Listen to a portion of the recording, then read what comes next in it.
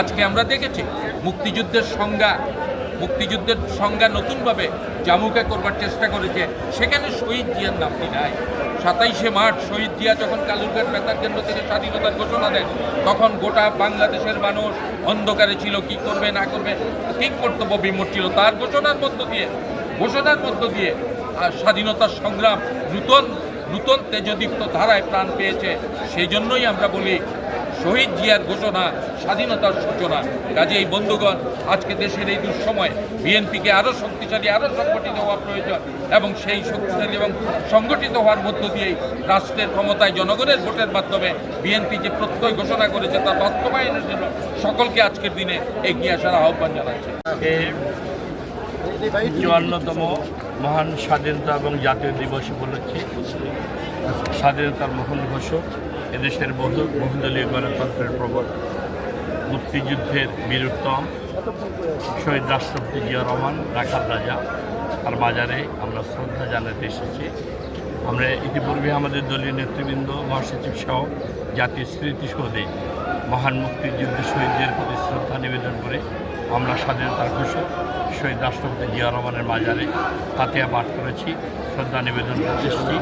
কারণ আমাদের মহান মুক্তিযুদ্ধে যখন দেশ এবং জাতি দিশেহারা, রাজনৈতিক নেতৃত্ব পালিয়ে গেছে, ব্যর্থ হয়েছে, জাতির পাশে দাঁড়াচ্ছে, তৎকালীন সেনাবাহিনীর একজন মেজর হিসেবে ঐতিহাসিক দায়িত্ব পালন করে দিশেহারা আশাহত জাতিকে বিদ্রোহ করে পাকিস্তানি বাহিনীর বিরুদ্ধে প্রথম আই রিভোল্ট বলে স্বাধীনতা ঘোষণা দিয়ে সমগ্র জাতিকে রণাঙ্গনের যুদ্ধের অনুপ্রেরণা দাবাবা বাজিয়েছিলেন। তিনি হলেন শহীদ রাষ্ট্রপতি জিয়া রহমান, তৎকালীন মেজর।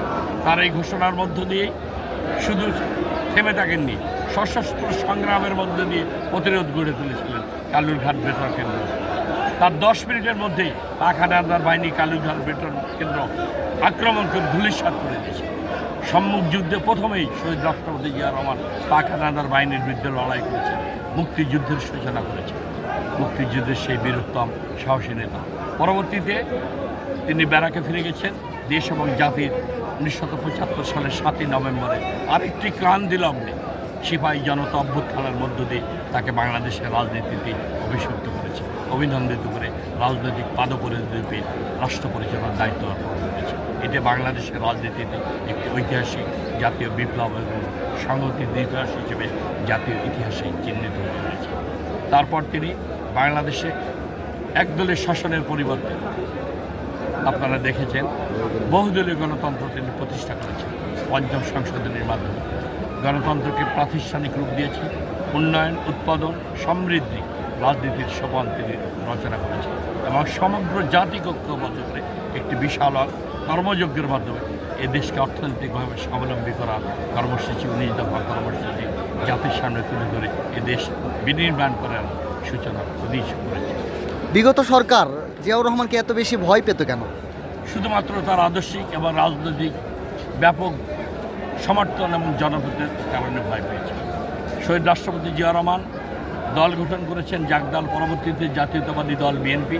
সারা বাংলাদেশে কোটি কোটি মানুষ তার সাথে সমর্থন নিয়ে ব্যাপক জনপ্রিয়তা নিয়ে জাতীয়তাবাদী দলকে তিনি আদর্শিকভাবে মানুষের হৃদয়, বাংলাদেশের জাতীয়তাবাদ চেতনাকে বুকে ধারণ করে মানুষের হৃদয়ের আকাঙ্ক্ষাকে তিনি প্রতিফলিত করেছেন। সমগ্র জাতিকে ঐক্যবদ্ধ করে বাংলাদেশকে শক্তিশালী অর্থনৈতিক ভিত্তির উপর দাঁড় করার ক্ষেত্রে তিনি ঐতিহাসিক ভূমিকা রচনা করেছেন। এ কারণেই আমরা ভয় পেয়েছি শহীদ রাষ্ট্রপতি। তিনি গ্রাম থেকে গ্রামে ছুটে গেছেন, সারা বাংলাদেশ ঘুরে বেড়িয়ে সমগ্র জাতিকে ঐক্যবদ্ধ করে কৃষি উৎপাদনে, কৃষকের পাশে কোদাল হাতে খাল কেটে সমগ্র জাতিকে উৎপাদন, উন্নয়ন, সমৃদ্ধির রাজনীতি তিনি সূচনা করেছেন। এ কারণে জনপ্রিয়তায় প্রতিহিংসাবশত হয়ে তাকে দেশি বিদেশি চক্রান্ত হত্যা করেছে। বিগত সরকার কি আপনাদের গত যে স্বাধীনতা দিবস সেটি পালন করতে দিয়েছিল কিনা? না, গত 17 বছর আপনারা দেখেছেন একটি ফ্যাসিস্ট, খুনি, অত্যাচারী, জুলুমবাজ এবং লুটেরা খুনি সরকার জনগণের ভোটের অধিকার কেড়ে নিয়ে গণতন্ত্রকে হত্যা করে গণতন্ত্রের শ্রদ্ধাবরণে একদলীয় বাকশাল কায়েম করে মানুষের সমস্ত অধিকার কেড়ে নিয়েছে। স্বাধীনতা, মত প্রকাশের অধিকার, নাগরিকের অধিকার, আইনের শাসনের প্রতিষ্ঠার অধিকার, সমস্ত অধিকার কাড়ে নিয়ে বাকশাল কায়েম করেছে। সেই প্রেক্ষাপটে মানুষ স্বাধীনভাবে স্বাধীনতা দিবস, বিজয় দিবস কোনোটাই পালন করতে